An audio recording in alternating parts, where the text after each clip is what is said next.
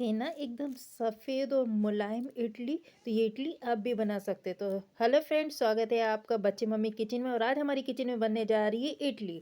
तो यहाँ पे हमने दाल ले ली। और दाल ये किसी भी आप एक बर्तन से या कटोरी से या गिलास से किसी चीज़ से आप इनको नाप सकते हैं। तो मैंने एक चौथाई दाल ली है एक कटोरी के हिसाब से। और तीन चौथाई के हिसाब से मैंने चावल लिया। तो एक ही बर्तन से मैंने सभी को नाप लिया था। और चावल देखिए, जो दाल थी दाल से उससे मैंने कम लिया। तो आप कोई भी बर्तन ले लीजिए और उसी के हिसाब से आप यहाँ पे नाप लीजिए। और यहाँ पे मैंने 4 से 5 घंटे तक दाल को अच्छे से गला के रख दिया था। और गलाने के बाद में यहाँ पे दाल को पीस लिए। चावल अलग पीसे हैं और दाल अलग पीसी है। दोनों चीज़ों को हमें अलग-अलग करके पीसना, साथ में नहीं पीसना। और पीसने के बाद में फिर इसको मिलाना है। तो हल्की-सी हमें जो दाल है ना, दाल में हल्का-सा हमें ना जो दानेदार रहता है ना, बिल्कुल एकदम हल्का-सा दानेदार, जिस तरह सूजी रहती है उस तरीके से दानेदार क रखना है। तो सारा दोनों तरीके से बैटर अच्छी तरीके से तैयार हो गया और मैंने एक बर्तन में अलग से निकाल लिया है। तो ये इसमें थोड़ा-सा आप चाहे तो चम्मच से निकाल लें, या और जिसमें चावल पीसे थे उसी में अब मैं दाल पीस ले रही हूँ। तो दोनों देखिए अलग-अलग मैंने पीसा। और दोनों का अगर पेस्ट देखें तो बस इस तरीके से बनाना है। तो चम्मच से देख रहे हैं ना आप कैसे गिर रहा है, बस इसी तरीके से हमें तैयार करना है। इससे ज़्यादा हमें पतला भी नहीं करना है और ना ही ज़्यादा गाढ़ा करना है। तो इसी तरीके से आप तैयार करके सारे को किसी एक बर्तन में हम निकाल लेते हैं, बड़े से बर्तन में। क्योंकि इसको हमें जब रखना होगा, और रखने के बाद में क्या, छोटे बर्तन में अगर रखेंगे ना, जब खमीर उठेगा ना तो ये फैल जाएगा। तो इसको हम कोई बड़े बर्तन में निकालेंगे, जिससे कि हमें जो खमीर निकलेगा तो वो उस वक्त ना ये फैलेगा नहीं। तो अभी इसको मैं अलग अलग निकाल रही हूँ। चावल का पेस्ट मैंने अलग निकाला, तो दाल का अलग निकाल रही हूँ, कि वो आपको दिखाने के लिए कि आपको दाल का पेस्ट किस तरीके से बनाना। तो ये देखिए, ये इसी तरीके से, बस जिस तरीके से चम्मच में से ये गिर रहा है ना, बस इसी तरीके से होना चाहिए। इससे ज़्यादा अगर आप पतला रखेंगे ना तो बिल्कुल भी अच्छा नहीं बनेगा। और ये देखिए हल्का सा ना इसमें ना दाने दाने आ रहे हैं, जिस तरीके से हमारी सूजी होती है ना, बस सूजी की तरीके से इसमें हल्के से दाने आना चाहिए। इसी तरीके से हमारा बैटर पूरा तैयार होगा। तो यहाँ पे मैंने बैटर को लगभग रात भर के लिए, क्योंकि अभी ठंडी का सीजन है तो ठंडी में खमीर देर से उठता, तो मैंने रात भर के लिए इसको इसी तरीके से ढाक के एक गर्म जगह पे ढाक के और रख दिया था।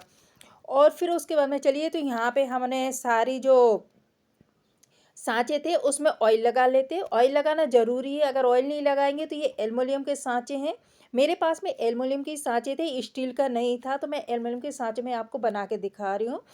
तो इसमें हमें तेल लगाना ज़रूरी है, अगर तेल नहीं लगाएँगे तो वो चिपक जाएँगे। सारा बैटर जो एल्युमिनियम का साँचा रहता है उसमें चिपक जाते हैं। तो इसकी वजह से इसमें ऑयल लगाना बहुत ज़्यादा ज़रूरी है। तो ये देखिए, मैंने रात भर के लिए इसको रख दिया था, तो कितना अच्छी तरीके से फूल गया, और जो इतना कम बैटर था वो कितना ज़्यादा हो गया है। तो थोड़ा-थोड़ा ऑयल लेकर और सभी में अच्छे से लगा देना, जिससे कि ये इडली बाद में निकलने में कोई दिक्कत ना करे। काफ़ी अच्छे से जो साइडर रहता है ना, एल्युमिनियम क्या रहता है ना, कि बहुत ज़्यादा मतलब जो उसमें हम पेस्ट डालेंगे ना वो चिपक जाता, और चिपकने के बाद में निकलेगा नहीं वो। तो ये यहाँ पे तैयार हो गया है। अब इसमें हम कुछ चीज़ें डालते हैं। तो यहाँ पे मैंने हल्का-सा, ये देखिए, पास से आपको दिखा रही हूँगी, पूरा तैयार हो गया। मैंने सोडा डाला, आधे चम्मच से भी कम इसमें मैंने मीठा सोडा डाला है, जिसे हम बेकिंग पाउडर कहते हैं। और आधे चम्मच से कम बेकिंग पाउडर डाला है। और बेकिंग पाउडर डालने के बाद में फिर इसमें इनो डाला है। तो 1 चम्मच के लगभग, मतलब 1 चम्मच में 3/4 मान लीजिए, 3/4 मैंने बेकिंग पाउडर डाला है। जो एक पाउच होता है ना, अगर आप पाउच लाएँगे, मैं हमेशा यही वाले पाउच का यूज़ करती हूँ। तो ये वाले पाउच है, तो मैं ये वाला अच्छा रहता है। तो इसमें 1 चम्मच से 3/4 भाग निकलता है इसमें। तो वो डालने ने, और डालने के बाद में इसे अच्छे से फेंट लेना है।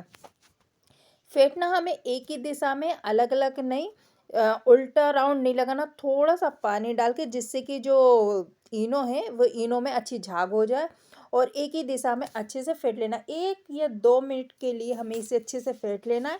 तो इसका क्या होगा, जो हमने इनो डाला है ना, इनो इसमें पूरा अच्छे से मिल जाएगा और इनो के बाद में जो झाग बनता है ना वो अच्छा। तो अभी आप देख रहे हैं ना कितना अच्छा बना है और कितना ज़्यादा है।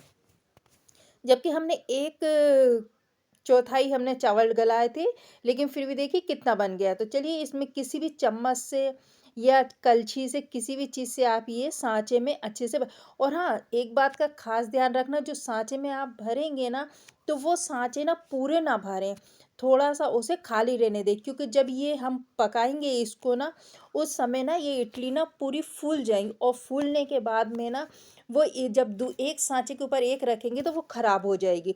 तो इसलिए हल्का-सा उसे थोड़ा-सा खाली रखना।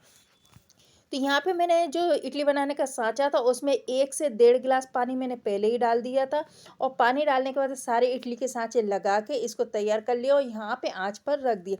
आँच आप पहले तेज़ ही आँच रखें, तेज़ आँच करने के बाद में जब पानी अच्छे से खुल जाए तो आप धीमा कर। तो ये देखिए सारी इडली बन के अच्छी रेडी हो गई है। बस किसी भी चीज़ से आप इसे निकाल लीजिए, या तो आप चक्कू से भी निकाल सकते हैं, मैं चम्मच से यहाँ निकालूँ और चाकू से भी आपको निकालना बताऊँगी। दोनों ही तरीके से मैं निकालना बताऊँगी। तो यहाँ पे देखिए कितनी अच्छी तरीके से पूरी इडली बन गई है।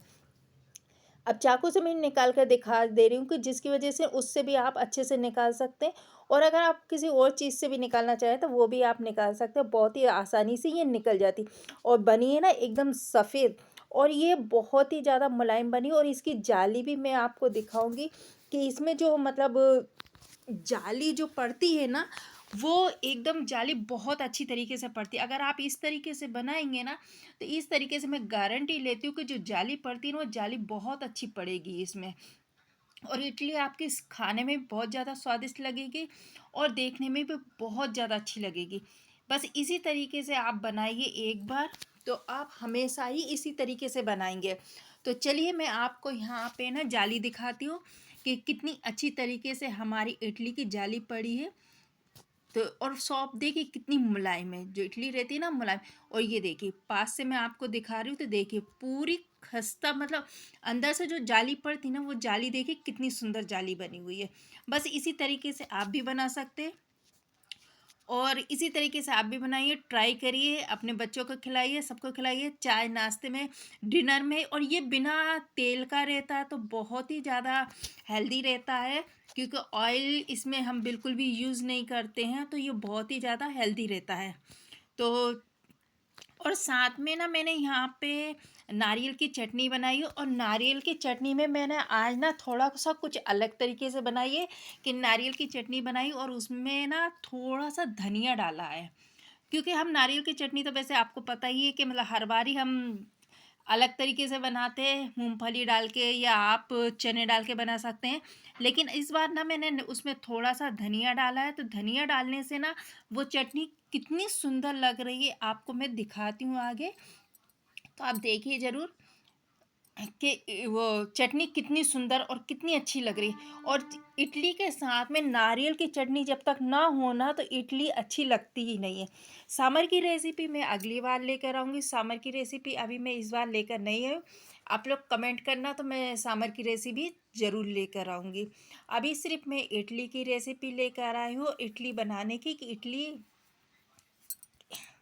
और फ्रेंड, अगर आपको मेरी वीडियो पसंद आती है तो लाइक करिए, शेयर करिए, और मेरे चैनल पर नए हैं तो मेरे चैनल को सब्सक्राइब जरूर करके जाना, क्योंकि बाद में आप सब्सक्राइब करना भूल जाते हैं। तो वीडियो देखते देखते ही चैनल को सब्सक्राइब जरूर कर लेना। और ये देखिए हमारी चटनी बहुत अच्छी तरीके